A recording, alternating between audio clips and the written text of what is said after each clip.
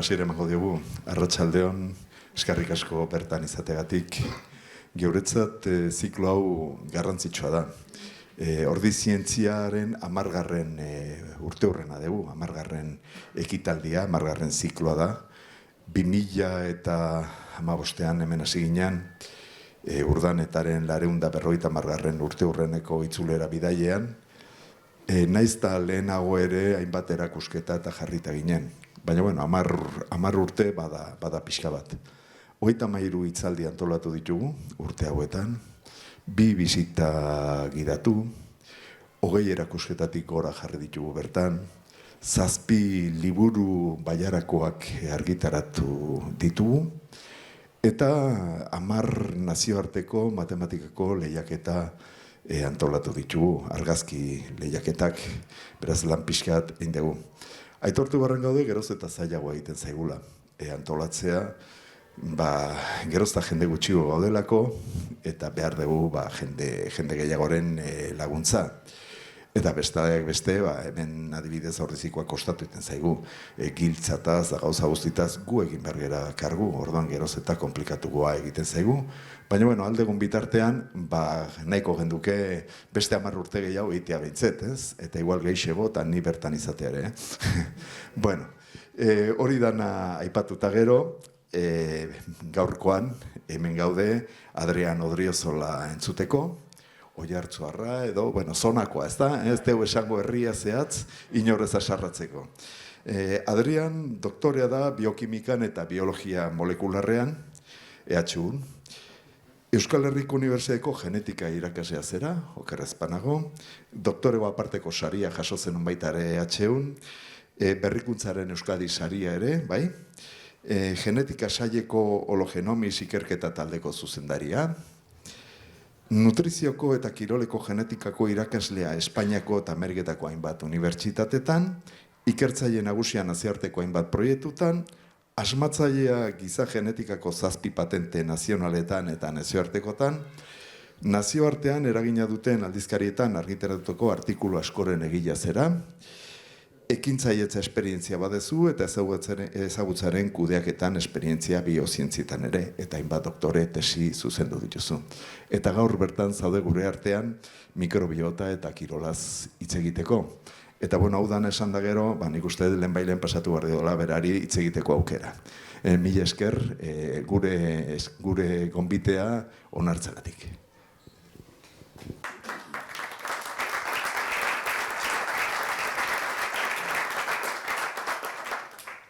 Mila esker zuei gonbidapenagatik, niretzako ore bada etortzea, eta mila esker denoi ona etortzea, zeren, ostirala, arratsaldea, eta horrelako ekintzetan, leno komentatzen genuena, ez batzutan jende asko etortzen da, beste batzutan igual, ez dakigu zergatik igual ezain beste, eta niretzako egia esan, pertsonalki, gozada bada, eta gaina esan diate grabatuko dela, eta nire amak ikusiko du, eta gainea esango du bira gaur, alkandora jarri ezu, zeren egunero ez dutola jantzten. Ez, pero amak esango du, jazta, eta hori da geratuko dena baita ere. Eta hortaz aparte, ni egia esan mimo handiz prestatu dut gaurko hitzaldia, espero dut denbora kontrolatzen saiatuko naz gehiegi ez luzatzeagatik, ez, nik hitzaldia baino pixkat gehiago ere prestatu dut, bai gustatuko litzaidakelako 3 kontzeptu, 3 galdera, ez? 3 galderaren arloan edo lan egiteko edo hortaz hausnartzeko pentsatzen dudalako daudela kontzeptu eta aplikazio praktiko batzuk, mikrobiota, kirola eta gure bizitzan, benetan eduki dezaketenak, gaur egun dakigunarekin gauza politxeak egin ditzakegulako geho norberak ikusiko dugu. Ziko geha pixkat teoria eta gero praktikan amaitzeko. Pasatzen den, esan bezala Euskal Herriko Unibertsitatean egiten dut lan, gure ikerketa taldea hologenomics deitzen da, hologenomics azkenean genetika eta mikrobiota kontutan hartzen duelako. Hau da, leheno uste genuen bakarrik gu ginela aita eta amati jasotzen genuena, ez? Aita bezain buru gogorrazea amaren begiak dituzu eta horrelako gauzekin azten ginen eta hoi pentsatzen genuen, ez? Gure zelula bakoitzean, akoplatu egiten da.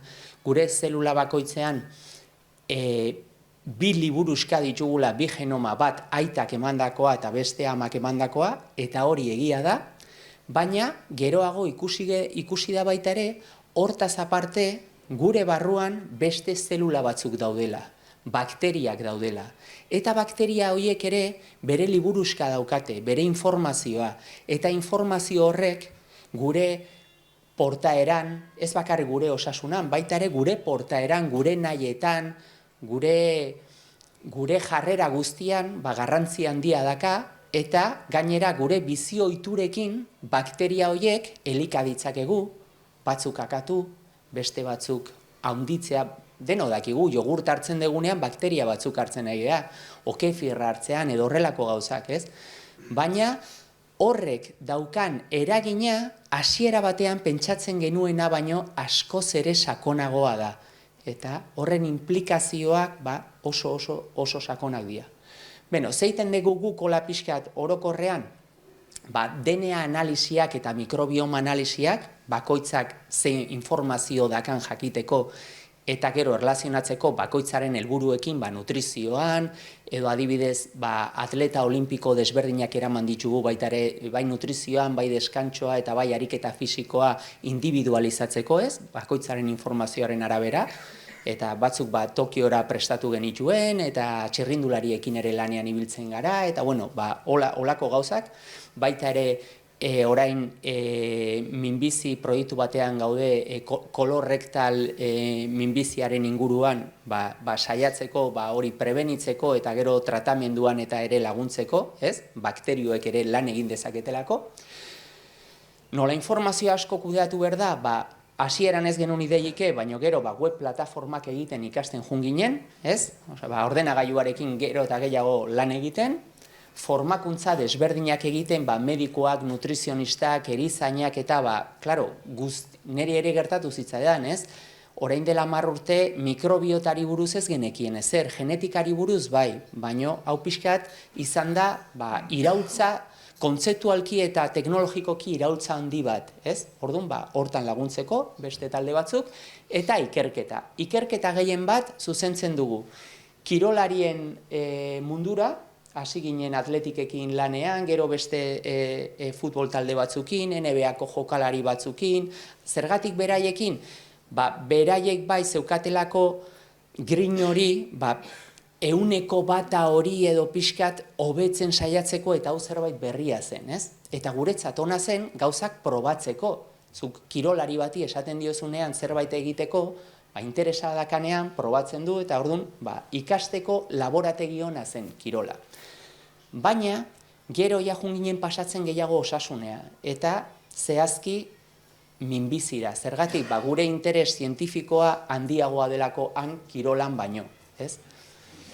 Orduan, proiektu desberdinetan gaude, eta garatu dugun patenteetako bat da justo, patentea da nutrizio mota berri bat, ez? Guk egiten duguna da bakteriak analizatu, eta gero, segun eta ze nahi dezun, eta ze bakteria elikatu nahi dituzun, ze elikagai hartu behar dituzun, ze kombinazio, eta hoi kontutan hartuz, ez? Orduan, horren inguruan, patente bat. Patente bat zer esan nahi du? Esan nahi du, metodo hori munduan hori egiteko, osea, nutrizioa hobetzeko gaur egun munduan dagoen metodo onena dela, horregatik patentatu izan edo. Patentatu alizateko metodoa, baldintza hori euki berdu, ez? Mundu mailan, momentu horretan, munduko onena izatea, eta bere garaian, hoi lortu zen, eta horrekin oso pozik. Eta, oan dela 3 urte, Elsevier argitaletxeak, hola zientzia mailan, hola munduan nahiko garrantzitsua dena, aukera eman zigun, genetika eta mikrobiotari buruz justo 2 liburu idazteko. Bat zen nola eragiten duen gure bizi ohituretan eta bestea nola eragin dezaken kolorektal minbizian. Hau da, pixkatola aurkezpena, ez, eta jakiteko nundik gatozen baita ere. Ni beti pluralean hitz egiten dut, baina azkenean talde bagea. Bakarrik oso zaila da zientzian ezer egitea, ez? Gaur lantzea gustatuko litzaeken 3 galderak hauek dira. gure ahalmen gorena adierazten dugu, gero ikusiko dugu zertan oinarritzen den norberaren ahalmena, orain ikusiko dugu zer uler dezakegu ahalmen horrekin, eta nola egin dezakegu edo zein erraminta erabil ditzakegu gure ahalmen goren hori adierazteko, ez? Ahalmena esaten dugunean, gizaki moduan ahalmena da gu zer egiteko gai gean, ez? Badakit zerbait oso orokorra dirudi, ez? Oso handia gure ahalmena izan daiteke ahalmena fisikoki korri egiteko, edo ahalmena intelektualki, edo ahalmena emozionalki, sentitzeko, erlazionatzeko, ez? Edo ahalmena biziri jarraitzeko, ez? Orduan, ahalmena, kirolaren ikuspuntutik, ahalmena ulertzen dugu kirol errendimendua, ez? Baina errendimendua definitzea zientifikoki oso zaila da, zeren hemen dakagu Michael Jordan, ez? Igual batzuk gogoratuko ez dute jauzi hau egin zuenean, denogola gehatu ginen esanez, espezie berekoa gea, ez dut uste, ez? Ni baloi hartzen dudanean ez da horrelako gauza gertatzen, ez? Orduan, baina errendimendua, saskibaloian adibidez, esaten da, 30 jokalari mota baino gehiago daudela, edo futbolean errendimendua fisiologikoki Messi, Cristiano Ronaldo, eta ez ditut gehiago ezagutzen, ez ditudalako ezagutzen, ez dut futbola jarraitzen, futbolarekin lan egin dugu, baina nik ez dut asko jarraitzen, baina futbolari mota desberdin asko daude, jolasteko era desberdina da, eta fisiologikoki bere gorputzak eta nola iristen diren errendimendu hortara desberdina da, zaila da hori definitzea. Orduan, ahalmena, guazen bilatzea ahalmena, hemen gauden denok, ados egotea hori ahalmena dela, ez? Orduan, izaki bizidun moduan, ahalmena izan daiteke, esaten genuen, gure bizi luzetasuna, hau da, gure gorputzak irtenbideak aurkitzeko momentu oro biziri jarraitzeko, eta hori egiteko bizi kalitatearekin, ez? Hori izan daiteke gizaki moduan ahalmena. Alde batetik, ahalmena daukat nire gorputza ahalik eta gutxien desgastatzeko denboraren poderioz, gure gorputza desgastatzen joaten delako, zahartzen joaten gara, eta gero bestalde, nire ahalmena edozein momentuan larrialdi bat baldin badago eta behar baldin badet adibidez sukar handi bat jasatzea edo nire taupadak oso gora joatea eta hala ere biziri jarraitzea hori jasateko ere ahalmena edukitzea, ez? Bi gauza horiek daude, gutxi desgastatu eta gero larrialdi bat baldin badago edozein momentutan hori jasateko gai izateko, gripe bat, covid bat, minbizi bat edo delakoa, ez? Orduan, gizaki moduan gure ahalmenan noraino iristen da. Esaten da, 150 urte bizitzeko gai izan gaitezkela. Evidentzia zientifikoak hori esaten du. Ez da ikusi, orain arte, baina bai ikusi dela adibidez, emakumeen kasuan, emakumeak dakizuen moduan gizona baino gehiago biziluzetasuna handiagoa da, 120 urteak pasa dira, eta gizonen kasuan 113 urteak. Eta gaina pertsona hauen kasuan bizikalitate oso handiarekin 100 urte horiek pasa eta gero. Hementxe baitare badakagu, justo hementxe aste honetan ateratzen zen, Inasi Lasa, hemendik 2 kilometrota biziena uste dut, ez? 100 urte ditu, eta ezagutzen dezute Inasi Lasa? Ez zuten zuen behai buruz, 100 urte, TikTok nagertzen da eta horrelakoetan behasainekoa da. 100 urte ditu eta egunero 2-3 ordu egoten da gimnasioan eta irudi batzuk agertzen ziren eta nahi sekulako enbidia ematen ziren bere belaunak eta dena. Orduan, horrekin zer dakigu? Gizaki moduan hori egiteko gai garela, gure espezia, hoi gai gara, baina gero hortara iristen geha, hemen gauden gehiengoak eta populazioaren gehiengoa, ez. Estatu mailan dakagu munduko bizi luzetasun ideia handiena, baino ikusten dugu, bizi luzetasuna da 85 gehienez, baina hortik ez gara pasa. Zer esan nahi du? 110-120 urte hoietatik 85 urte hoietara, hor bai ditugu, iaia 30-40 urte, ahalmen hori badaukagula, baina adierazten ez dugu, ez?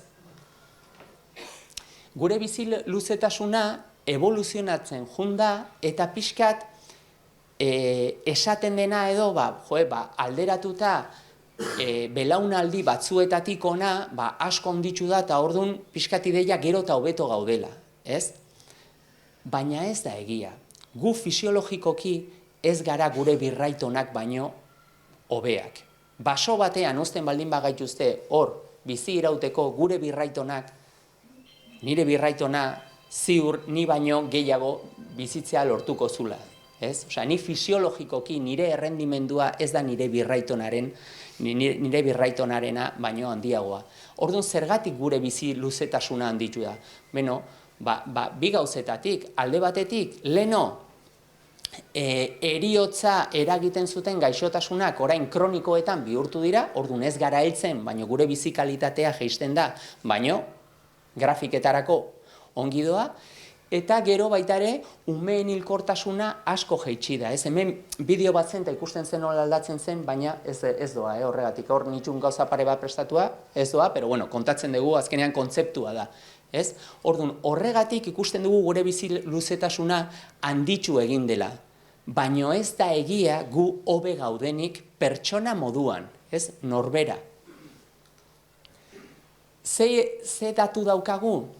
Kalkulatzen da osasun maila, adibidez, Osakidetza mailan, baina ez bakarrik hemen baizik eta Europa mailan, osasunean egiten den gastuaren 80% ezaba daitekela bizi ohitura egokiekin. Horrek ja pista bat ematen digu. Hau da, gure ahalmen horren 30-40 urte horiek bizi ohiturekin oso erlazionatuta daude. Horrek esaten digu, ez?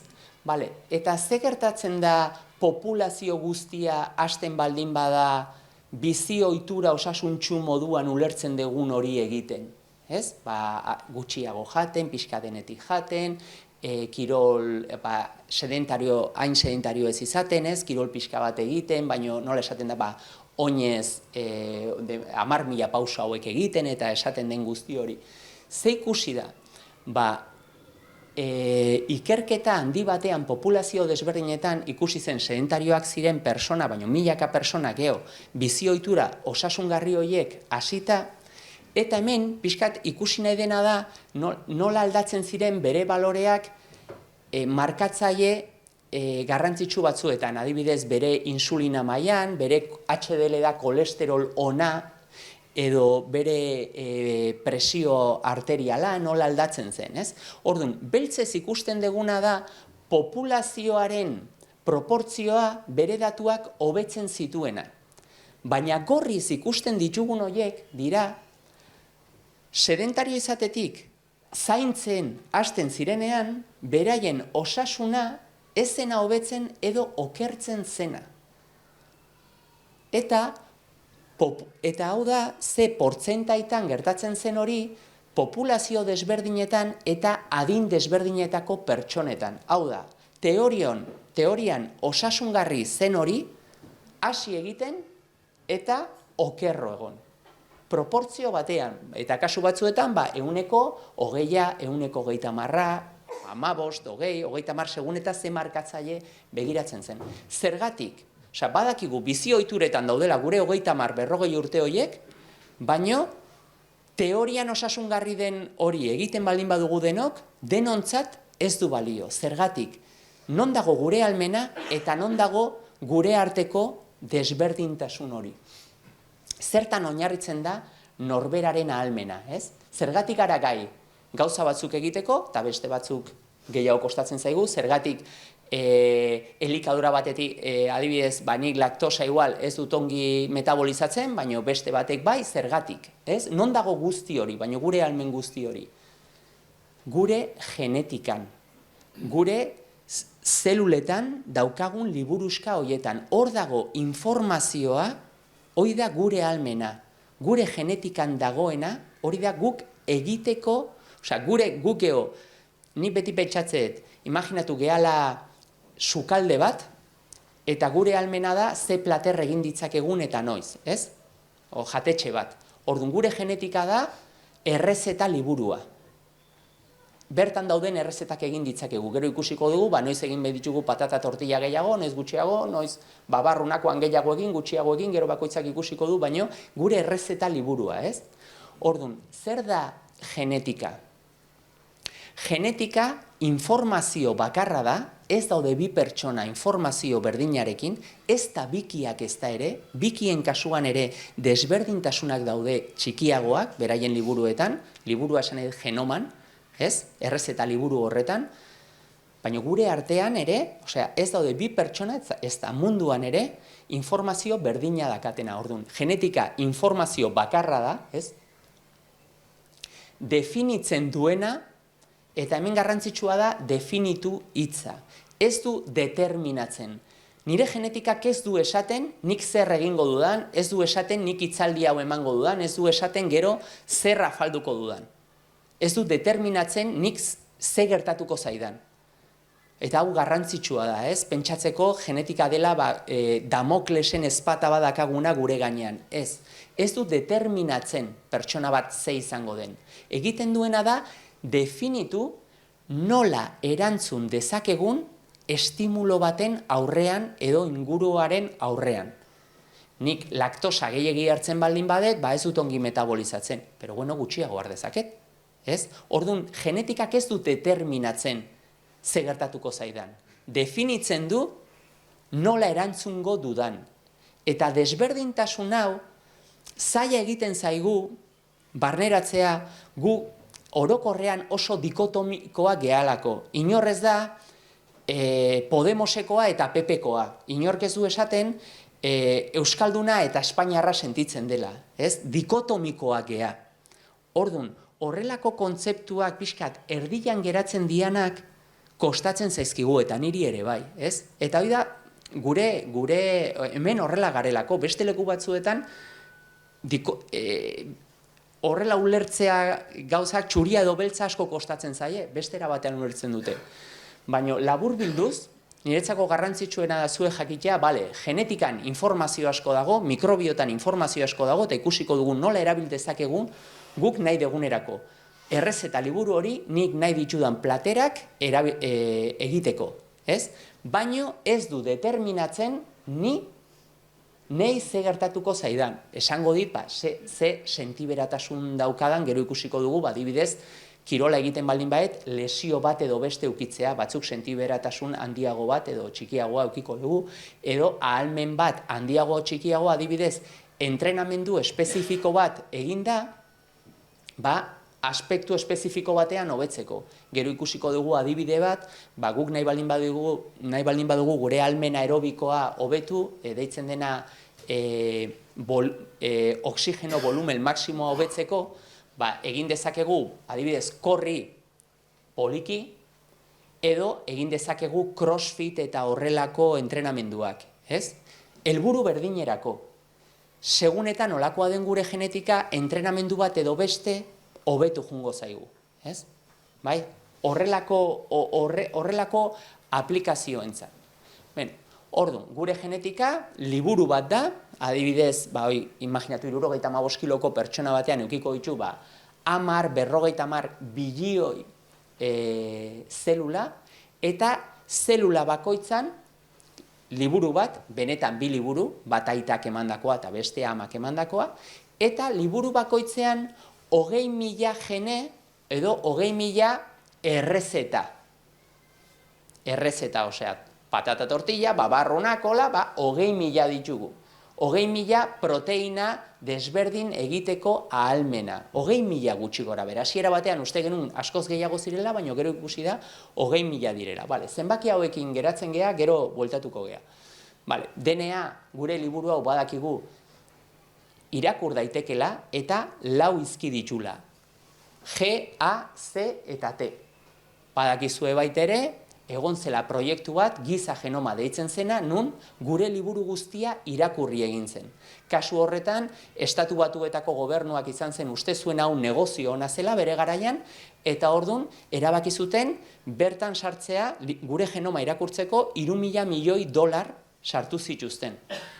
Haiek uste zutelako negozio ona zela. Gero ez zen negozio ona izan, baina guretzat oso ona izan zen, zientzia mailan asko ikasi genuelako. Ze ikusi genuen? Ikusi genuen gure liburuxka honek, gure genoma, gure errezeta liburu honek, 20.000 errezeta, 20.000 gene ditun liburu honek, zitula 3.000 milioi izki. Alfabetoa bakarrik 4 izkikoa, A, G, C eta T, baina guztira 3.000 milioi. Eta gero, teknologia aurrera junala, bagenekin nola zen giza genoma, baina ikusi nahi genuen nola zen ez liburu bat, baizik eta bakoitzaren liburua. Orduan, hasi ginen urrengo proiektua izan zen, 1000 genoma hau da, populazio desberdinetako pertsonen genoma ikusita eta desberdintasunak analizatzen, ez? Ia zertan ginen desberdinak, ez? Bakoitza bere errezeta liburuarekin, baina nun zeuden desberdintasunak. Ikusi zen denak desberdinak gehala, zaudela 2 pertsona berdin, eta ikusi zen gutxi gora bera badaudela 400 milioi izki desberdin gure liburuen artean. Hau da, desberdintasuna handia da. Eta batzutan bakarrik izki bat aldatzea, T bat beharrean A bat egotea, biologikoki bere eragina aukiko du, ikusiko dugu. Adibidez, badago proteina bat giharretan dagoena, eta giharretan gainea, bakizu giharrak esaten dela zuntzak azkarrak eta motelak ditugula, hori entzun dezute, ez? Adibidez, velozistak eta beraien giharrak azkarrago uzkurtzeko ahalmena dakate beraien giharrak zuntz azkar gehiago dituztelako. Zuntz azkar horietan ikusi zen proteina bat zegoela dela ACTN3 edo alfa-aktinina3 deitzen dena, eta ikusi zen proteina hori ez dakagula denok berdin. Baizik eta kasu batzuetan, justo posizio batian, eduki dezakegu edo C bat, edo T bat, proteina horren errezetan, ez? Gure giarduraren abiadurarekin erlazionatzen dena, ez? Orduan, C bat baldin badaukagu errezetan, zuntz azkarrekin asoziatzen da. Eta proteina horrek funtzionatzen du, eta asoziatu da, velozistetan asko ikusi da, oso azkar korri egiten duten pertsonetan. Baina, C bat beharrean, T bat baldin badago errezeta horretan, proteina hori guztiz okertzen da, eta ez du funtzionatzen. Eta orduan, uzkurdura azkar hori askoz ere txikiagoa da. Hau da, eta gure ahalmena azkar korri egiteko askoz ere txikiagoa da. Orduan, jakin da, eduki dezakegula edo C edo T, eta jakinda denok ditugula 2 liburu, 2 genoma, bat gure amak emandakoa eta besteak gure aitak emandakoa, 3 aukera ditugu. Izan gaitezke CC, azkartasunarekin erlazionatzen dena,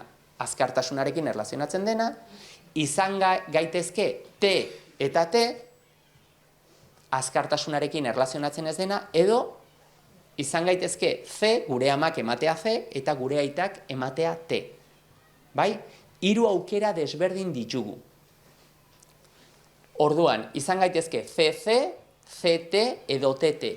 Ze ondorio eukiko ditu, hau da pixkat, justo hau da, emango dugun teoria bakarra, baina ulertzeko nola interpretatzen diren analisi genetikoa.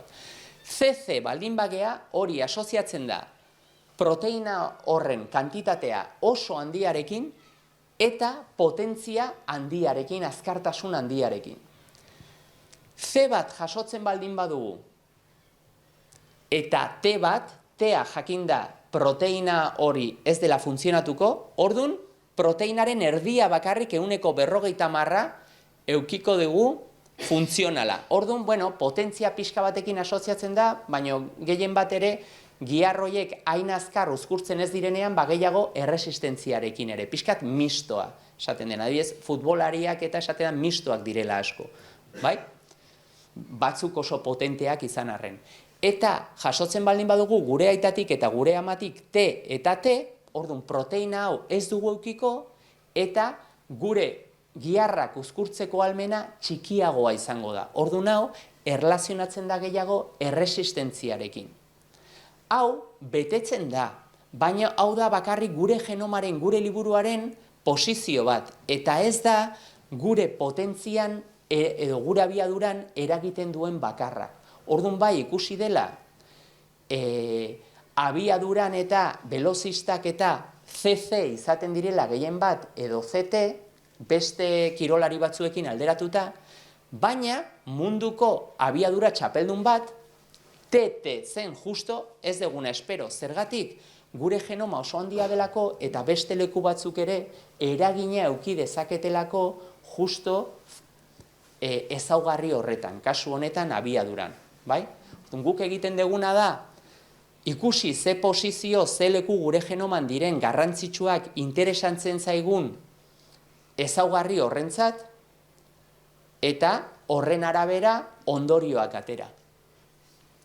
250 ezaugarri baino gehiago erlazionatu dira kirolarekin, esan dut ezaugarri, abiadura, erresistentzia, gure erantzuna entrenamendu desberdinei, eta gaur egun milioi bat baino gehiago posizio genomiko begiratzen dira kirolaren inguruan. Zer egiten da? Aukeratu interesatzen zaigun ezaugarria edo fenotipoa, deitzen zaio baita ere, ezaugarri edo fenotipo sinonimoak dira, begiratu genetikan ze interesatzen zaigu, eta leheno egin duguna ikusi CC, zer esan nahi du, CT, zer esan nahi du, TT. Horri zer deitzen zaio, leheno esan dugun erreflexio hori egitea, iragarpen eredu bat egitea hau da. Norbaiten genetika irakurrita, informazio bat ematea. Ikusi behar dugu gure iragarpenak funtzionatzen duela, gero saiatzen gara ikusten zergatik funtzionatzen duen, proteina hori justo giarretan dago, eta orduan pixkat ulertzen molekularki zergatik funtzionatzen duen, eta gero, konprobatu behar da baita ere, gure lurraldean funtzionatzen dula, zeren igual, justo, Afrikar populazio batean funtzionatzen du, baina hemen ez, zergatik gure liburuak desberdinak direlako. Orduan ikusi behar dugu, justo populazio bakoitzean, genetika eta ezaugarrien arteko erlazioa zein den. Adibidez, laktosari intolerantea izateko izki bat aldatzen da bakarri genoman. Baina aldatzen den izkia desberdina da Europar populazioetan eta Afrikar populazioetan. Orduan, beti populazio guztiak aztertu behar dira. Guazen adibide bat ikustea, pero azkar pasakonaz. Kasu honetan, erabili nahi dugu genetika baloratzeko pertsona batek zenolako hobekuntza eukiko dun entrenamendu bat jarraitu eta gero. Kasu honetan, egiten duten entrenamendu mota da aerobikoa, baina intensitate txikian, hau da, edo azkar, oinez azkar, enaz asko mugituko, kamara ez mitzeko, edo azkar oinez ibili, edo korrika poliki, bai? 20 astez, eta gero ikusi, beraien ahalmen aerobikoa zenbat hobetu den. Eta guk egiten genuna zen, begiratu, beraien genetika. Puntu bakoitza da, gure genomako leku bat. Orduan, puntu horiek goraka doazenean, esan nahi du ikusten dela, posizio horietan desberdintasun bat dagoenean asoziatu dela, pertsona horiek gehiago edo gutxiago hobetzea entrenamendu horrekin. Bai? Orduan, horrela, aukeratu ziren, azkar pasatzen dut, aukeratu ziren posizio batzuk, eta eredu bat egin genuen. Puntuazio bat atea genuen. Eta ikusi genuen, gure ereduarekin, 9 punto, baino gutxiago ateratzen baldin badituzu, markatu nahi dut, gustatuko litzaidake, markatze, mentxe. 9 punto, hau da, LE esan edu les inglesez, ez? 9 punto, baino gutxiago ateratzen baldin badituzu, analisi genetikoan, entrenamendu hau jarraituta, zure ahalmen aerobikoa hobetzen zen onaino. 10 edo 11 puntu aterata onaino, 12 puntu aterata onaino, eta 19 edo gehiago aterata onaino. Eta hau da ahalmen aerobikoa. Orduan ze ikuste genuen? Eredu hau funtzionatzen zula, hau da, analisi genetiko egin, puntuazio bat egin, eta pertsonak entrenamendu hori egin gabe, esan genezake zenbat hobetuko zuen bere ahalmen aerobikoa. Bai? Entrenamendu hori esan deguna. Azkar ibilita edo poliki korri eginda. Bere ahalmen aerobikoa handitzeko. Gero, konprobatzen zen beste populazioetan ere betetzen zela, ikusten zenia guk analizatutako posizioak erlazioa zeukaten, zentzua zeukaten, hau pasako etola pixkat, azkar, bai? Eta, gero egin genuna, zen, bale, pertsona bat analizatu, imaginatu, esan deguna, eta, hementxe, eta ikusten dugu, bere genetik analizatuta 12 puntu ateratzen ditula, eta horrek esan nahi du, intentsitate bajuko entrenamendua jarraituta, onaino hobetuko dela. Baina beste ikerketa bat eginda, ikusi dugu, genetika horrek puntuazio askoz ere altuago ateatzen dela, crossfit eta HIIT da High Intensity Interval Training, da crossfit ezagutzen dezute, da entrenamendu hau nun pesak altxatzen dira, flexioak egiten dira, dominadak egiten dira, horrelako entrenamendua askoz ere intentsuagoa da. Entrenamenduak motzagoak dira, baino intentsitate handiagoa. Azkar korri egiten dute, eta salto, pisuak altxa, osea ez da oinez ibiltzea edo korri egitea poliki, ez? Hau da intentsitate bajuan entrenatzearekin, eta hau da intentsitate altuan. Eta kasu honetan pertsona baten genetika analizatuta, gorria izango litzateke pertsona hori ikusten genuen, berak entrenamendua egin gabe, esateko gai gea, intentsitate bajuan entrenatzen baldin badu onaino hobetuko dula, baino intentsitate altuan entrenatuzkeo onaino hobetuko dula. Ordun, berak ez ditu bi entrenamendu horiek probatu behar.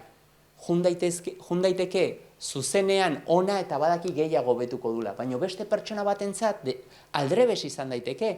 Hau eginda hemen egon eta intentsitate bajoan entrenatuta hemen egon.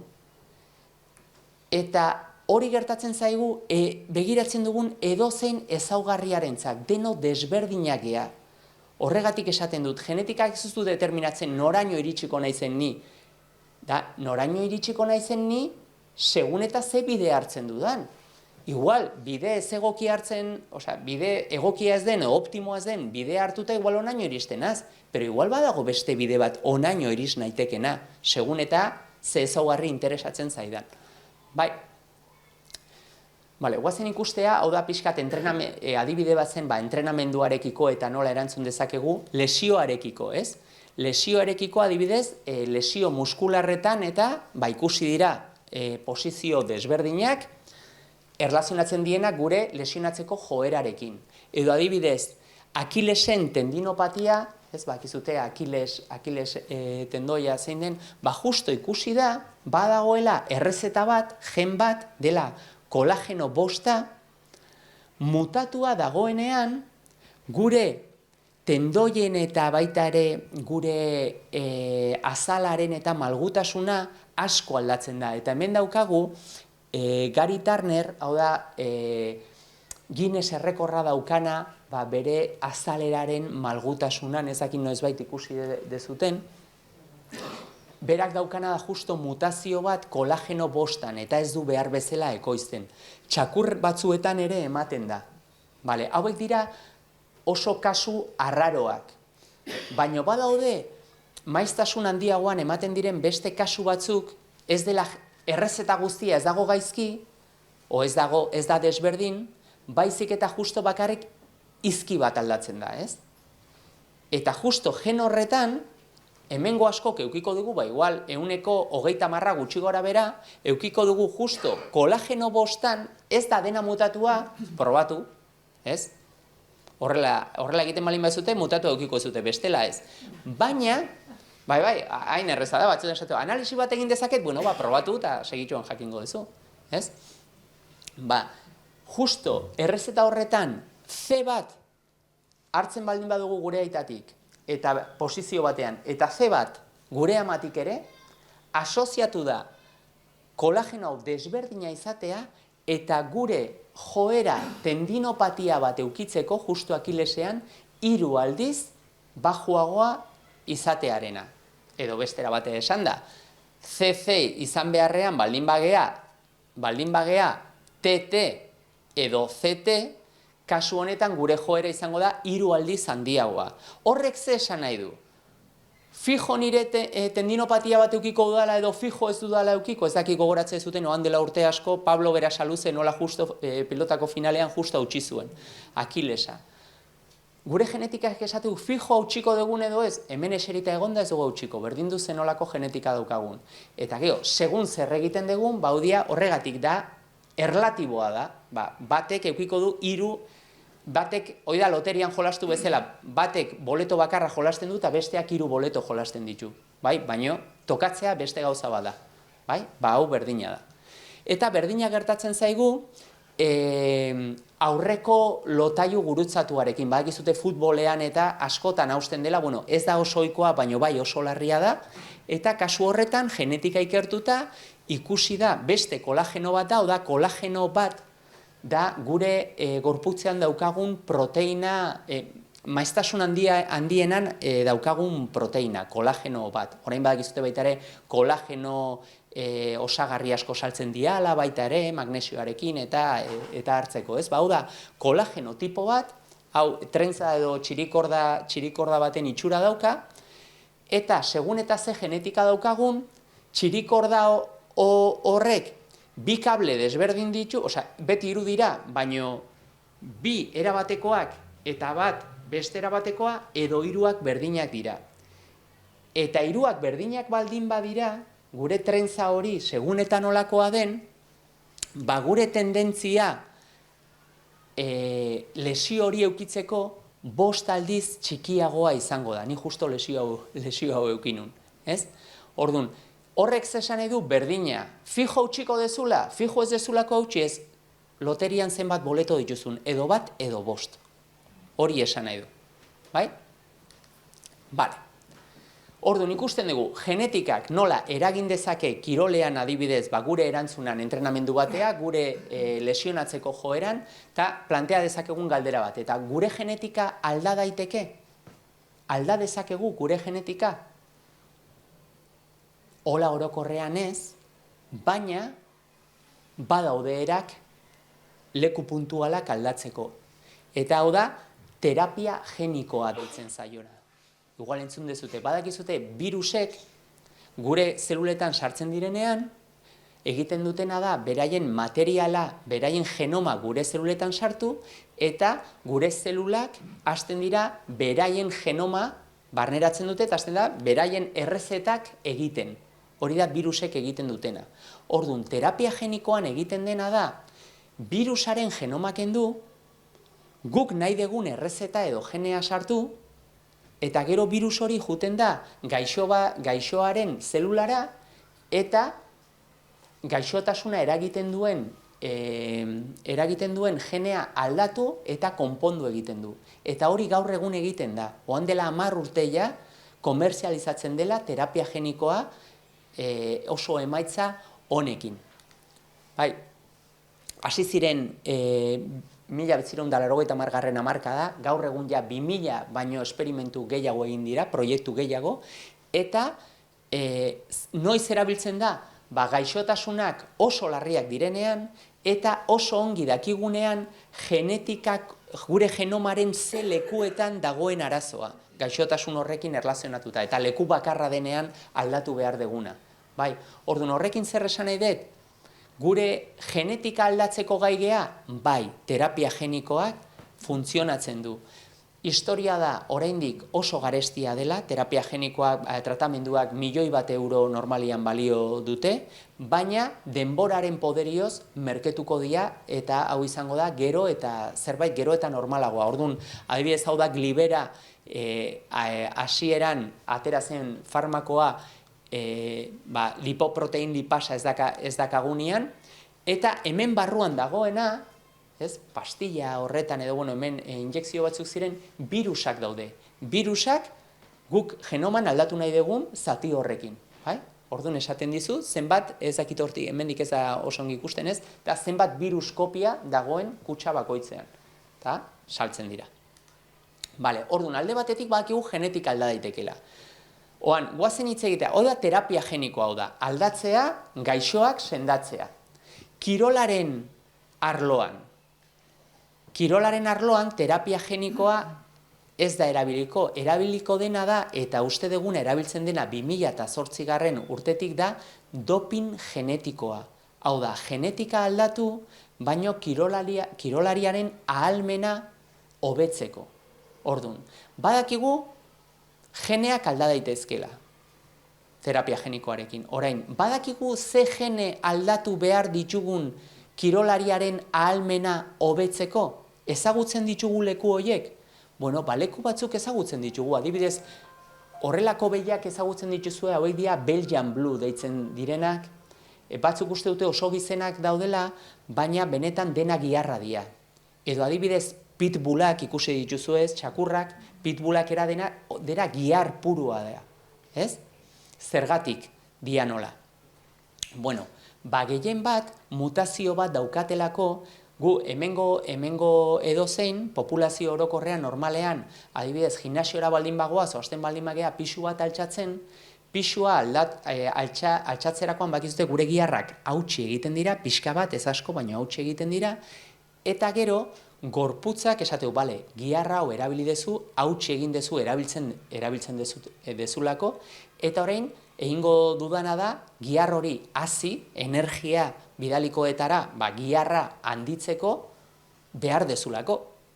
Orduan gure, adibidez, pixu bat hartu, entrenatu aste batzuk, eta ikusiko gure bizepsa hasten dela handitzen. Hasten da handitzen, baino noraino hasten da handitzen. Bere mugak ditu, zergatik, segun eta gure ezurren zabalera zein den, hasiko da, baino ez gehiegi, bestela ez da efizientea izango, Orduan gure mugak daude, ez dugu jendea ikusten horrelako besoekin, Bere mugak. Muga hori proteina bate jartzen du, miostatina deitzen dena. Miostatinak esaten du onaino hasiko zea eta ja ezea hasiko. Hasten da giharra hazten, eta proteina horrek ja ez dio gehiago uzten hazten. Gehiago entrenatzen baldin badugu, ez da gehiago hasiko, bere mugara iritsi da. Ze gertatzen da miostatina hori kentzen baldin badugu? Virus bat erabilita edo teknika desberdinak erabilita. Proteina hori kentzen baldin badugu, gure giharrak, eta hau xaguetan egin dute, hemen dakatzute xagu normala, hileak kenduta, eta hau da miostatina kenduta. Orduan, giharrak hazten dira bikoitza. Guri miostatina kentzen baldin badute, gure giharrak pasako dira automatikoki bikoitzera. Baina miostatina ez da mugatzaile bakarra, badago beste bat deitzen dena folistatina. Eta biak kentzen baldin baditugu, gure gihardura biderlau hasiko da. Orduan, eta hemen, egia esan ikusten zute hanka normala eta hanka miostatina eta folistatina kenduta hau da. Hau da, hazkuntza biderlau ematen da giharduran. Eta, hemen ikusten dezutena, da, ume bat miostatinari gabe jaiozena. Orain uste dut 21 urte ditula, eta hasiera batean medikuak arduratu ziren ikusten zutelako justo jaiozenean oso indartsua zela eta pentsatzen zuten gaixotasunen bat zeukala. Baina gero ikusi zuten osasuntsu zegoela eta bere gurasoak analizatuta ikusi zuten bere amak zeukala miostatinaren kopia arrunt bat eta beste bat ez zuna funtzionatzen. Eta bere aitak berdin. Ze gertatu zitzaion umeari, jaso zuela bere amatik funtzionatzen ez zuen miostatina eta bere aitatik funtzionatzen ez zuen miostatina. Orduan, bere gurasoak pixkat indartsuagoak ziren, baino bera askoz ere indartsuagoa. Orduan, ikusten da hemen, uste dut 6 hilabete zitula, besteik ez, eta ikuste zute zenolako kuadrizepsa dakan. Ez? Orduan, indarrarekin erlazionatutako, giardurarekin erlazionatutako geneak ezagutzen ditugu. Vale. Erresistentziarekin erlazionatutako gene asko ere ezagutzen ditugu. Eta ze ikusi da, hau da, xagu normal bat jartzen da korri egiten egoera batzutan, eta korri egingo du 200 metro, eta gero geratu egiten da. Vale. Aldatzen baldin badiogu gen hau, korri egingo du 8 aldiz gehiago. Eta aldatzen baldin badigu hemengo gen hau, izenak dira fosfonol, pirubato, karbosikinaz, olakoak, pero berdin zaigu ez, beste gen bat aldatuta, guk errezeta horiek ezagututa, xagu horrek korri egiten du 25 aldiz gehiago, bere almena biderkatzen da bider 25. Eta gainera, kasu batzuetan, bere almena handitu egiten da, eta gainera bere bizi luzetasuna ere handitzen da bider 1,5. Hau da, hitu batzuk ezagutzen dira, aldatuta, eragin handia izan dezaketenak kirol errendimenduan. Honek pixkat beldurtzen du baita ere, ez? Pixkat, ikusteak gauza hauek ezagutzen ditugula ze potentzia dakate, baino onerako, txarrerako, zertarako erabiltzen dugun, hor dago gakoa. Ordun, ze gertatzen da? Terapia genikoak ze bilatzen du? Terapia genikoak osasuna bilatzen du. Gainea, egiten da kalitatearekin, proiektua jarraituta, ospitaletan, pertsonak zainduta, ez? Legedia jarraituta, eta zeharkako efektuak egon daitezke, baino gutxi dira, kontrolatzen dira. Baino ze gertatzen da dopin genetikoarekin? Dopin genetikoaren kasuan, helburua zein da? Errendimendua. Gainera, ilegala da.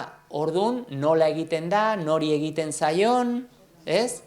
Zegoeratan, ze populazioetan, zer egiten da, esandakoa kalkulatzen da 2008tik ja dopin genetikoa aplikatzen ari dela. Baina, gure muga da, detekzio metodoak ez direla garatu. Ezin dugu detektatu, ezin dugu jakin, kirolari batek bere genetika aldatu duen edo ez duen aldatu. Baina badakigu, egin daitekela, eta badakigu gainera kirolarien portzentai garrantzitsu bat ados egongo zela bere genetika aldatzeko. Egin zelako ikerketa bat galdetuz, ia zure genetika aldatuko zenun edo zer gauza egingo zenuke munduko txapelduna geratzeko jakinda 5 urtetan hil egingo zarela. Eta 200 baietz esan zuen. 200 igual ez du asko ematen, baina esate dut portzentualki, baina pentsatzen baldin badugu zenbat milaka eta milaka kirolari dauden errendimendu gorenean, nahi hoi bai bildurtzen nauela, ez? 200 gero hiltzeko zenolako presioa daukaten eta hoi pixkat gero eta gehiago hitz egiten da horri buruz, ez? Konstiente izateko. Onaino orduan, hau da pixkat, kuriositate moduan, igual ikuste zute dopin genetikoarena, baina errealitate bat da, eta mendik urte batzuta gehiago jakingo da. Baina ja, aplikatzen da. Bale, a ber.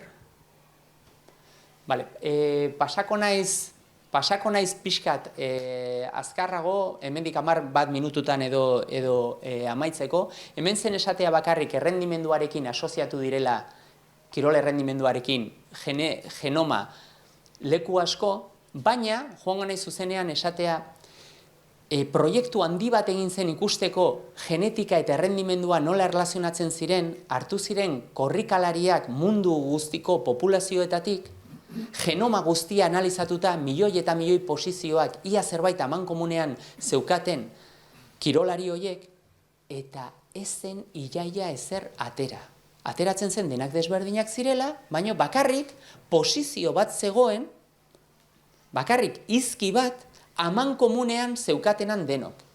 Baina justo zen errezeta batean, zirudien ez zeukala zentzu asko zen, esteetan daukagun muki antzeko bat eta bertan bakterio batzu, pero inork ezion kasurik egin, oia inork, guk bai, guk pentsatu genuen, ostras, hau mikrobiotarekin erlazionatuta dago, ordun, hau da, kirolari horietan egin zen ikerketa, eta gero guk horri buruz esan genuen, bale, igual bakarrik posizio hori ikusi da eta genetikarekin erlazionatu da, baina guk uste dugu gakoa mikrobiotan dagoela, eta ikusi genuen baiet.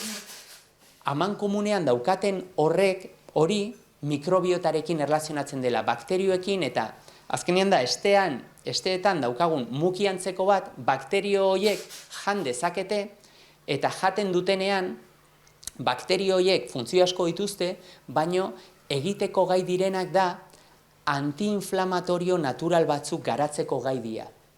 Gantz txiki batzuk, antiinflamatorio moduan lan egiten dutena.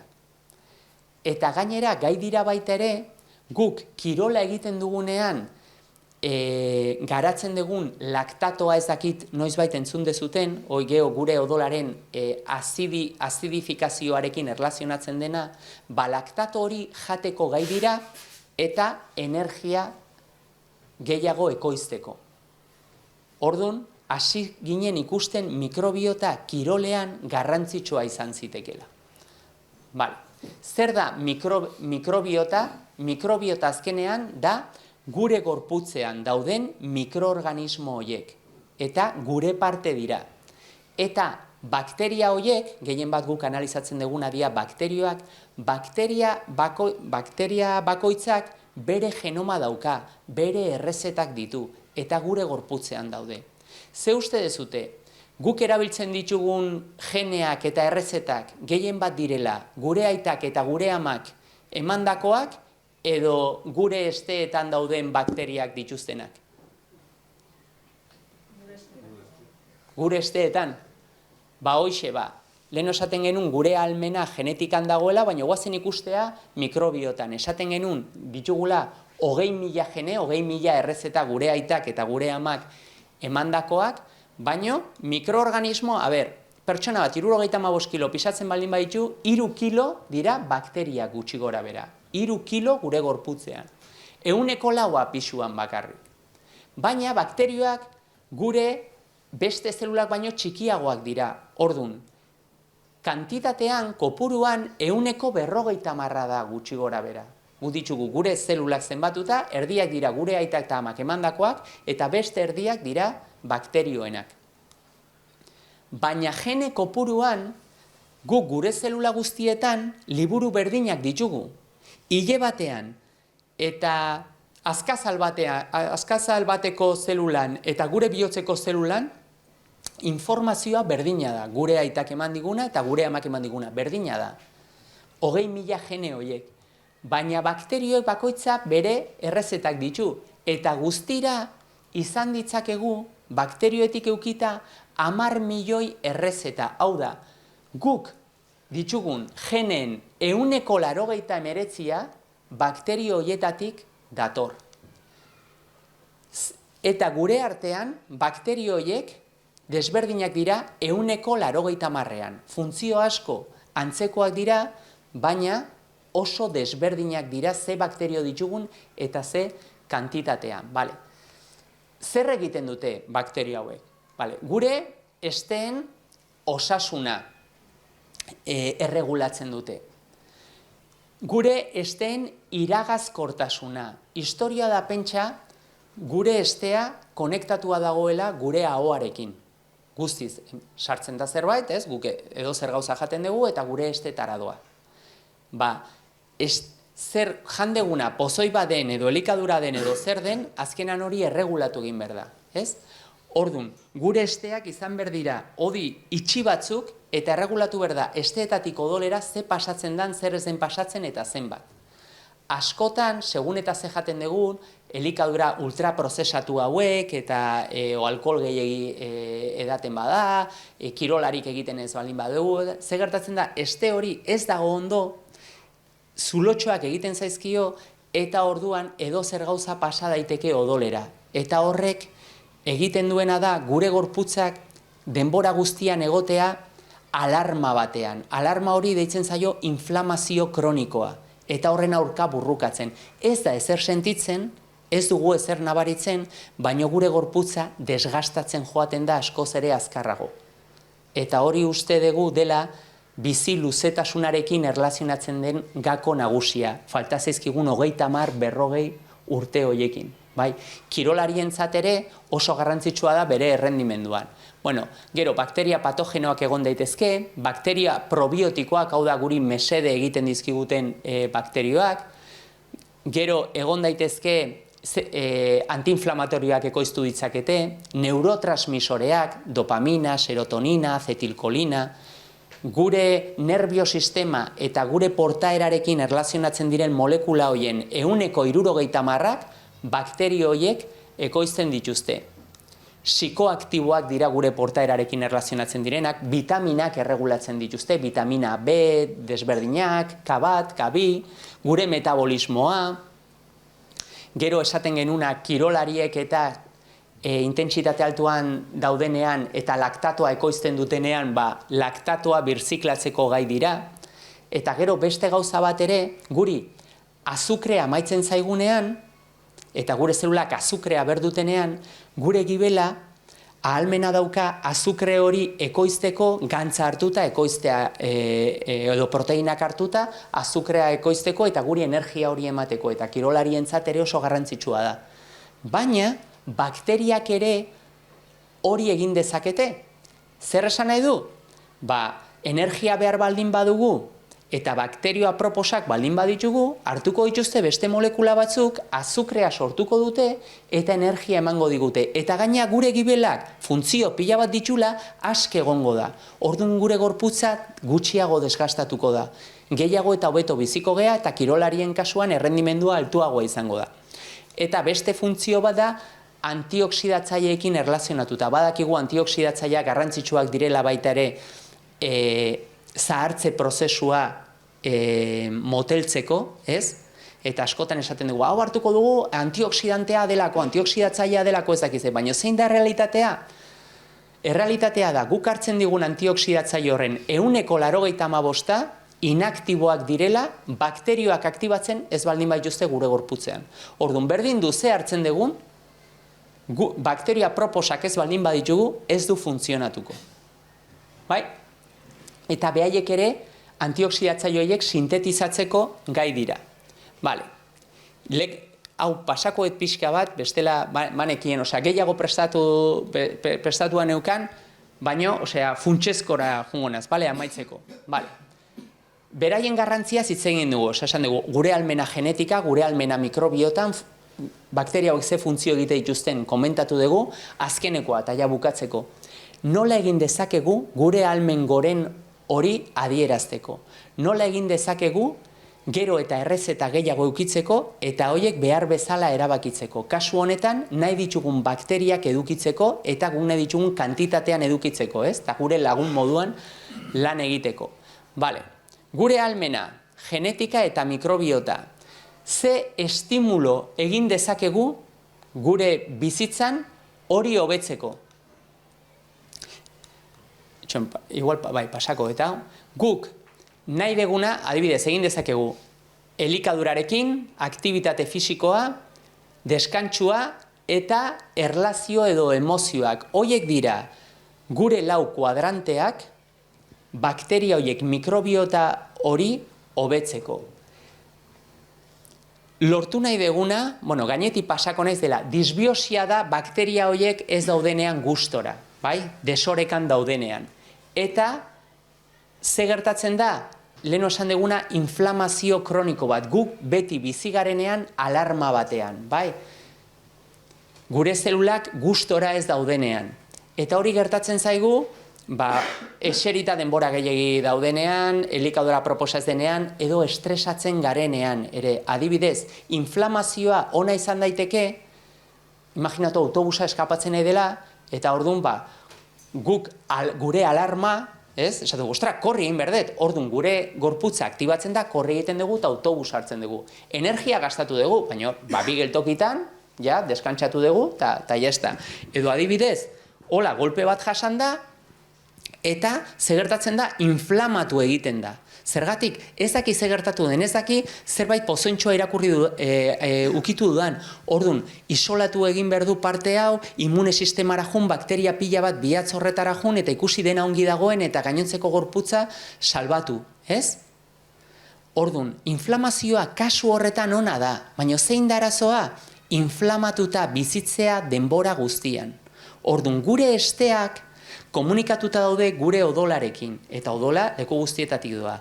Gure esteak eta gure bakterioiek deseroso baldin daude, alarma denbora guztian aktibatua dago. Guk estresatua baldin bagaude, alarman gaude, eta baita ere inflamatuta. Orduan, alarman bizi baldin bagara, imaginatu zaudetela denbora guztian autobusa jarraitzen. Zer gertatuko da? Egun bat, bitan, hirutan, hilko ginatekela, ez? Hori gertatzen zaigu, gehiegi desgastatzen garela, orduan, hori ekiditeko. Elikadura. Elikaduran, zentratuko ginateke doitasun elikadura. Zer da? Ikusi mikrobiota analisi bat egin, ikusi norberaren helburuak eta ikusi ze bakteriak behar dituen nahi duenako, ez? Bira, hau falta zaizu, hau onditu beharko zenuke, eta horren arabera ikusi ze elikagai elikatzen duten justo zure bakteriak, ze prebiotikoak direla zuzenki bakterioak elikatzen dituzten elikagaiak, ez polifenolak, inulinak, erzetina, olakoak, gero ikusiko ditugu bukatzeko adibide konkretuak, probiotikoak, adiezke firra, jogurra, konbutxa eta horrelakoak, osagai probiotikoa ja dira probiotikoak farmazian eta saltzen direlako, zuzenean ja bakteria horiek hartzea, eta ariketa fisikoa ere, ez? Gure elikadura nola molda dezakegu inolako analisirik egin gabe bakteria horiek hobetzeko, ez? Eta guk kirolarietan eta egiten duguna. Prebiotikoak edukitzea, esaten genuen, bakterio horiek elikatu, nola? Non daude prebiotiko horiek? Gehien bat, landareetan, barazkietan, frutxu gorrietan, dilistetan, babarrunetan. Ez dut esango vegetarianoak egin behar garela denok, baina osasuna zentzu horretan landaretik hartzea dela 100%, bai? Hor daudelako prebiotikoak. Hurrengoa, glucemia indize baxua, zer esan nahi du honek? Azukre gutxi duten elikagaiak. Bere bizikoa da inflamazioa jaisteko, bere bizikoa da bakterio onak emendatzeko eta hain onak ez direna kantitate altuan jaisteko. Berdinea juten gea, non dago azukre gutxi? Barazkietan, tilistetan, babarrunetan, frutxu gorri horietan, beste frutetan ebai, baina frutu gorriak batzutan ez diain beste hartzen eta oso onak dira eta antioksidatzaile asko dituzte baita ere. Proteina landaretan bila dezakegu baita ere. Legumbreak asko dituzte, frutxu lehorrak asko dituzte, arrautzetan eta, ez landareena ez da, baina oso proteina asko, azietan, txia, lino, sesamo, olakoa, kainamo ere, olakoetan proteina asko aurkituko dugu. Gero, alkalinoa izatea, pero bueno, ez da ingarrantzitsua, polifenolak beti esaten da ardoa eta, pero mahatxak ere har daitezke, eta horrelakoak, ez? Eta gehien bat, horrelako elikadura jarraitzen baldin badu ikustezu ez dudala inolako zer arrarorik esaten, ez? Betidani jakin dugun hori dela, baina hori benetan jarraituta, gure dieta antiinflamatorioa izango da eta gure gorputza desgastatuko da askoz ere motelago. Eta ikusi ditugu adibide asko non azukrea jaisten zaie, glucemia jaisten zaie, tentsio arteriala hobetzen da, errendimendua hobetzen da, edo azala hobetzen da, edo zein adinetan, asko eta asko nabaitzen da. Hori elikaduraren ikuspuntutik.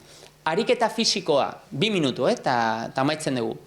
Ariketa fisikoa, zer dakigu? Ariketa fisikoak gure gorputzean aldaketa batzuk eragiten ditu, bakterioiek aldatzen ditunak. Nolako ariketa fisikoa interesatzen zaigu? Egunero egin behar da ariketa fisikoa. Egunero ez, ni juten ez gimnasiora birritan eta gainontzekoa Netflix ikusten sofan. Hori, osasunaren ikuspuntutik, ez zara kirolari bat, gimnasiora doan sedentario bat. Ariketa fisikoa da egunero egiten dena. alaitasunez garrantzitsua da ez estresatzea horrekin, bestela gure gorputzak gehiegi inflamatzen da, eta gehiegi desgastatzen da. Benetan ez da txorakeri bat, Osea, alaitasunez egin behar da. Mugimenduak handiak izan behar dira. Gimnasiora juten baldin bagea eta hartzen badugu pesa bat eta bakarrik bizes egiten baldin badugu, bakarrik hau garatuko dugu. Baina mugimenduak gero alden handiena egin behar du.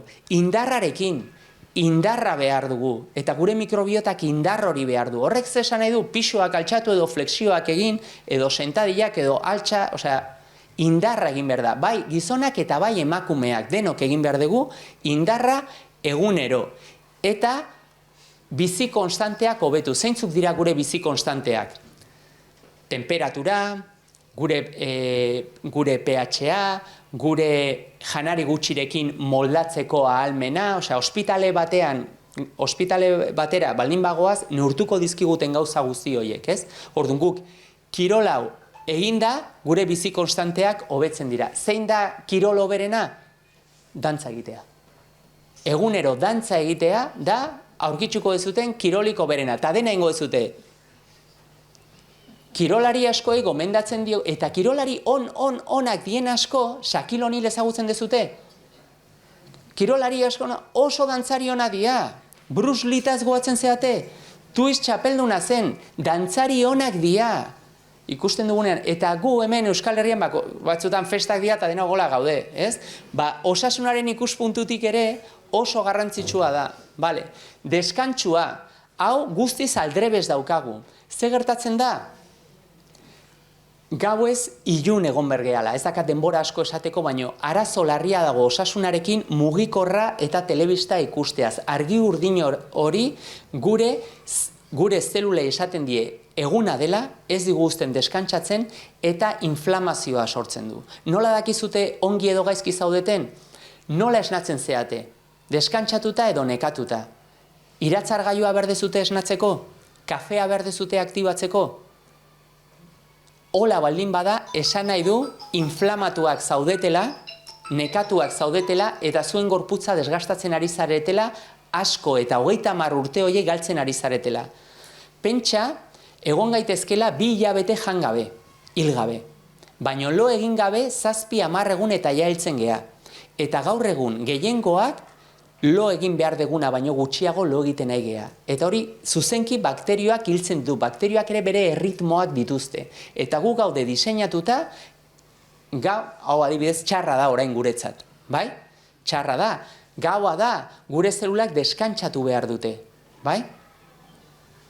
Probatu, pertsiana jaitsi, lo egin 10etan, probatu behin bakarrik, eta hurrengo gunean ia nola egoten zeaten, esango diazute benetan, guk ikusi egu kirolarietan olimpikoetan, 6 ordu lo egiten zuten, gauzak aldatu beraiei, lagundu, sukaltzen irakatsi batzuei baita ere, eta pasazien 6 ordu lo egitetik 13 ordu lo egitea. Beraien errendimendua nola aldatu zen eta beraien bizitza. Gure kasuan asko, 6 ordu lo egitetik, 8, 9, bakit zaila dirudila, baino garrantzitsua da. Eta azkeneko kuadrantea, eta honekin amaitzen dut. Estresa ekidin behar dugu. Oso garrantzitsua da, ez dut nik esaten, evidentzia zientifikoak esaten du, minbiziarekin pila bat erlazionatzen da, gure desgastearekin, maitasunez bizi behar da. Eta hola esan da, igual, arraroa dirudi, baina, beira, adibide honekin ikuste dut ongi ulertzen dela. Oan, denak zaudete, bakit, luzatu naizela asko, barkatu, gauza asko esan nahi nituen, baina hemen, ja, denak, ordu eta piko, erdi lo pixka bat, igual, behintzat erlaxatua gaude, ez gaude, ez dugu nabaitzen gure arrasar, lasai, gure taupadak, baina orain esango banu, hemendik minutu batea, paretak hasiko direla estutzen, edo bapatean tigre bat sartzen baldin bada hortik, ez da ezer aldatu, oxigenoa gure postura ez da ezer aldatu, hasiko ginateke gure taupadak noraino jungo ziren, igual batzuk hil egingo ziren sustuagatik, tigre bat agertzen baldin badezea hiltzen beha jaten dizulako, baizik eta sustuagatik hiltzen zea, edo pareta daudelako Eta gure gorputzak hasiko zen ze prestatzen atake horrentzat, prestatzen paretak eusteko, energia pila bagastatuko luke. Estresarekin bizitzen garenean eta gure buruari esaten dioguna, nik esaten balin bazuet tigre, zuek usten balin bazuti tigre bat dagoela, zuentzat tigre bat dago, zuen gorputzarentzat tigre bat dago. Eta oraindik ditugun 30-40 urte hoiek populazio moduan ez ditugu gozatuko. Estresatuta bizi baldin bagea. Ordu noixe, gozatu inberdegula. Eta esaldi batean, ez? Hau ja da den, hemendik hilabetea, ze esan zuen Adriano horrek, o nola deitzen zen, ez? Goatzen zea, pila bat enroiatu zen hortan. Zein bergenun, eta ziten dugu, jo, nik gaur zaindu nahi, zein berdet? Amonari kasu egin. Amonari kasu egin, ze esango du amona, ze jaten naizea, zer da bai? Hombre, jan zerbait ganorazkoa, ze esango izu zaizea, horre kaskoekin o telebista ikusten, atea dantzaitea, ja ez dezute dantzaiten igandeetan, atea edo jun dira, edo delakoa, ez, edo ze, eta ze, zure anaiakin o zure amakin ze, ez ez hitz egin, deitu jozu, gehatu, ez? Amonari kasu egin, hoxe, hau da dena, mila esker.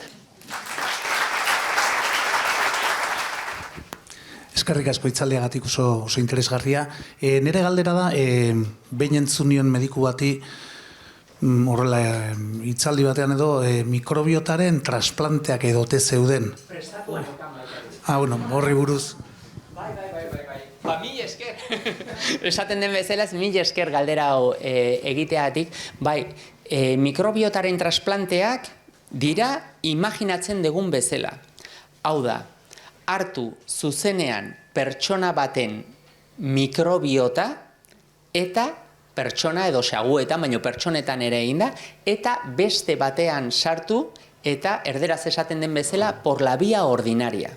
Zuzenean. Hasi zena aplikatzen diarrea oso fuerte batzuen aurrean ikusi zelako ez egola beste tratamendu bat, Clostridium difficileren patogeno bat zegoenean, eta ikusi zen trasplante bat egiten zenean osasuntsu zegoen pertsona batetik, hau da, ipurditik sartuta, baten esteetan dagoena beste baten ipurditik sartuta, eta pertsonak hori tratamendu hori funtzionatzen zuela. Ze ikusi zen baita ere, kasu batzuetan, tratamendu hori jarraitu eta gero, pertsona gizendu egiten zela. Ni berdin jarraitzen da bizitzen eta apatin gizendu eginaz. Eta ikusi zuten hori gertatzen zela, ze kasuetan, emailea gizena zegoenean. Ordun, frogak egin zituzten eta ikusi zuten xaguetan eta irudi bat, baina ordenagailuan daukat, pero bueno, erresa da ikusteko. Hartu zuten, xagu bat oso gizena eta xagu bat argala. Trasplanteak egin, argalaarena gizenari jarri eta argaldu egiten zen, elikadura aldatu gabe. Gizenaren mikrobiota jarri argalari eta gizendu egiten zen. Horrek esaten du, mikrobiota dela obesitatearen, gure dietarekiko daukagun erantzunan eragile nagusiena. Ze gertatzen da? Ni orain adibidez, jasotzen dut trasplante bat oso gizen dagoen pertsona batena. Hasiko naiz gizentzen, bai. Baina, jarraitzen baldin badut, nik elikatzen naiz, gomendatzen dudana, nik egiten dut. Honetan sinesten dut. Orduan, jarraitzen dut. Lehenengo asteetan jarraituko naiz gizentzen, nire bakterioak direlako pertsona horrenenak. Baina, 2, 3, 4, 5, 6. astean, bakteria horiek ja desiente aldatu ditut elikadura egokia jarraitu dalako, eta orduan berriro hasiko naiz argaltzen, eta beti esaten delako argaltzen gizentzen, baino eta nire fisiologia berriro hobetzen. Normalean denbora hori behar da. Hala ere, lehenengo gunean aldaketa oso handiak dira. Ospitale handi iaia guztietan ja daude gorotz bankuak eta badaude emaileak, oso osasuntsuak direnak donantes de heces, gorotz emaileak, ja ospitale handi guztietan. Sorry.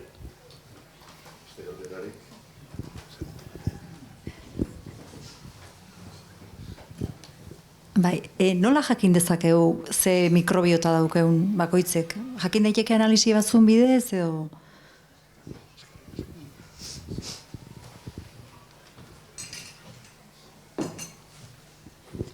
Bai, azkenean mikrobiotaren iraultza hau, mikrobiota beti izan da garrantzitsua, baino orain arte ez ginen gai mikrobiota hori ongi analizatzeko bakarrik, mikrobiologiako laborategietan kultibatzen ziren bakteria batzuk, adiz Escherichia coli, eta horregatik uste genuen txarra zela, ez? Baino gertatu izan dena da, azken urteotan gai izan garela, bakteria horien genetika oso era errezean analizatzeko. Orduan, guk adibidez unibertsitatean egiten dugu, eta Googleen sartzen balin bazeate enpresa pila bat ikusiko dituzue, analisis de mikrobiota, ze egiten da? Egiten dena da, gorotz pixka bat bidali, dilista baten tamainakoa, eta gorotz hortan, gutxi gora bera, erdia bakterioak dira. Orduan, egiten dena da, bakterio horien genoma atera eta irakurri. Eta beraien genoma irakurrita, guk dakigu ze bakterio dagoen eta ze kantitatetan dauden. Eta gero, hoiek nola erlazionatzen diran ezaugarri desberdinekin, adibidez, diabetesarekin, kolesterolemiarekin, kalkulo errenalekin, edo dieta desberdinekiko erantzunarekin, ez? Asko egiten ari dira, asko. Guk unibertsitatean egiten ditugu baita ere, eta gero pertsona ados baldin badago informazio hori ere erabiltzen dugu gure ikerketentzat eta inkesta pasatzeko. Bai.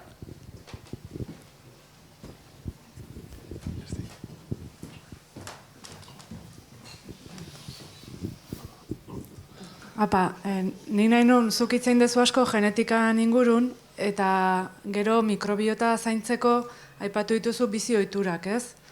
Orduan, badago portzentai bat hitz egiten dona pertsona batengan zeinek eragiten don zenbat eta nola, hori nahi nuke jakin.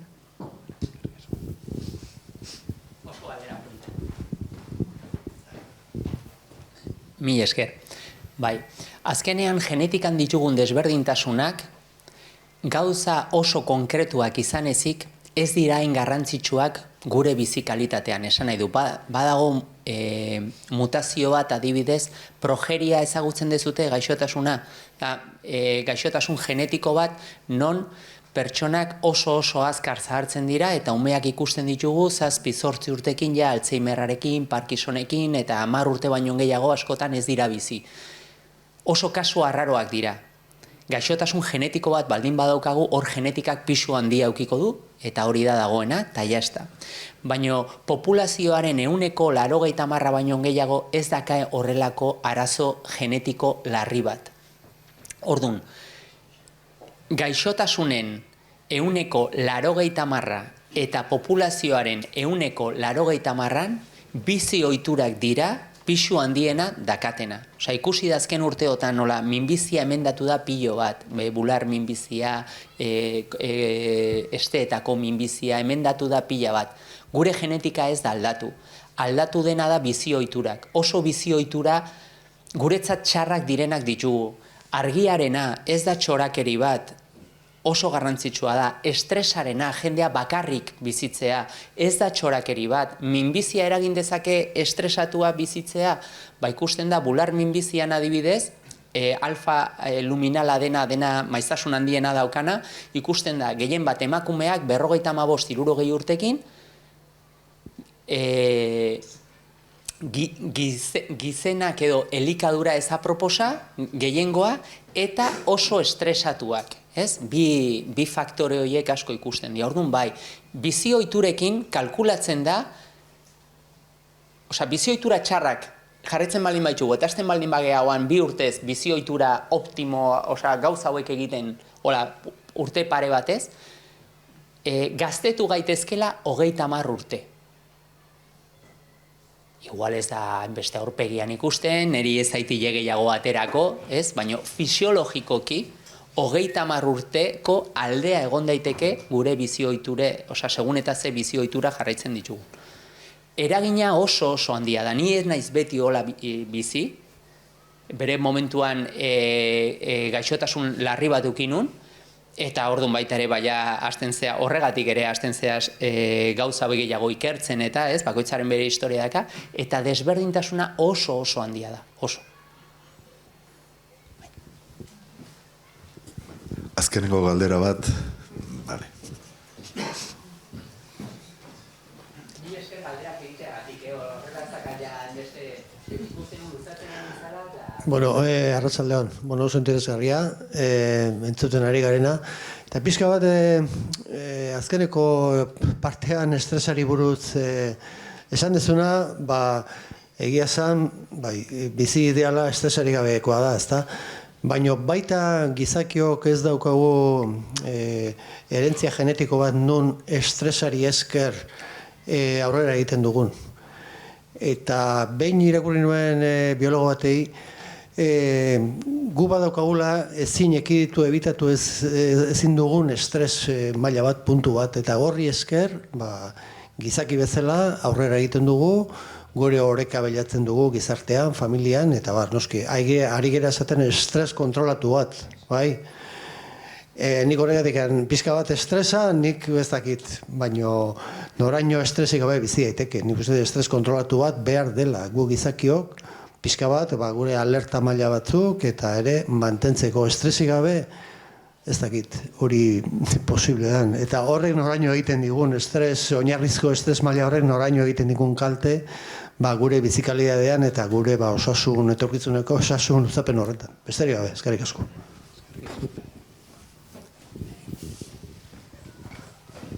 Sedentario izatea txarra da, eta...